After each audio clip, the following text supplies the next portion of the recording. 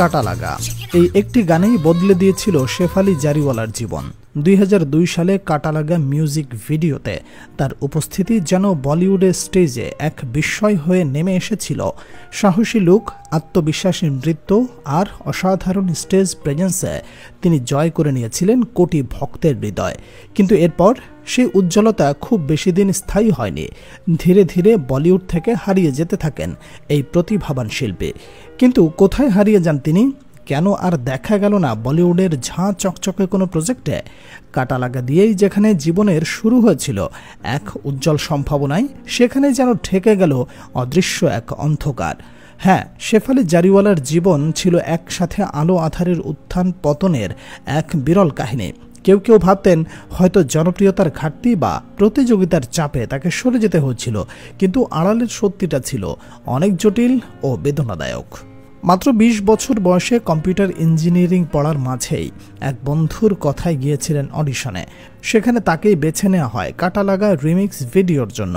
প্রকাশের পর মুহূর্তেই গানটি তুমুল হিট হয় আর শেফালির জনপ্রিয়তা ছড়িয়ে পড়ে গোটা ভারত জুড়ে। মিউজিক ভিডিওর সেই সংক্ষিপ্ত উপস্থিতি তাকে এনে দেয় বিপুল খ্যাতি। অফার আসতে থাকে একের পর এক। কিন্তু বলিউডের রঙিন রাজ্যে তিনি টিকলেন না। মূলধারার ছবিতে দেখা গেল না তাকে। বড় বাজেটের কোনো চরিত্রেও তিনি পেলেন না সুযোগ। আসল কারণটা কিন্তু কেবল ইন্ডাস্ট্রির অপছন্দ নয়, এর পেছনে ছিল একটি নীরব অথচ ভয়ঙ্কর অসুখ। শেফালি জারিওয়ালা আসলে যুদ্ধ করেছিলেন নিজের শরীরের ভেতরের এক নীরব আগুনের সঙ্গে, যা ছিল মৃগী রোগ বা অ্যাপোপ্লেক্সি নামক কঠিন স্নায়বিক রোগ। মাত্র 15 বছর বয়সেই এই রোগে আক্রান্ত হয়েছিলেন। এই রোগ শুধু কেরিয়ার থামিয়ে দেয়নি, তার ব্যক্তিগত জীবনেও এনেছিল ভয়াবহ ঝড়। 2004 সালে বিয়ে করেছিলেন জনপ্রিয় গায়ক হরমিত সিংকে, কিন্তু সেই সম্পর্কের ইতি ঘটে 2009 সালে। অভিযোগ ছিল মানসিক নির্যাতনের। ভেঙে পড়েছিলেন শেফালি। আরও একবার জীবন যেন বারবার তাকে দাঁড় করিয়েছিল এক অন্ধকার দেয়ালে। তবে এখানেই শেষ নয় তার গল্প। শেফালি ছিলেন লড়াকু। নিজের ভেতরের দুঃখ আর অস্থিরতাকে পাশ কাটিয়ে তিনি আবারও দাঁড়াতে চেয়েছিলেন।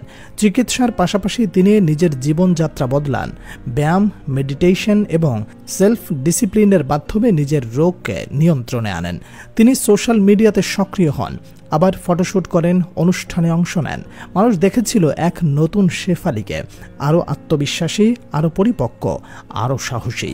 কিন্তু সেই ফিরে আসা বেশি দিন স্থায়ী হলো না। 2025 সালের মাঝামাঝি এসে হঠাৎ করেই 42 বছর বয়সে হৃদরোগে আক্রান্ত হয়ে না ফেরার দেশে পাড়ি জমান শেফালি জারিওয়ালা।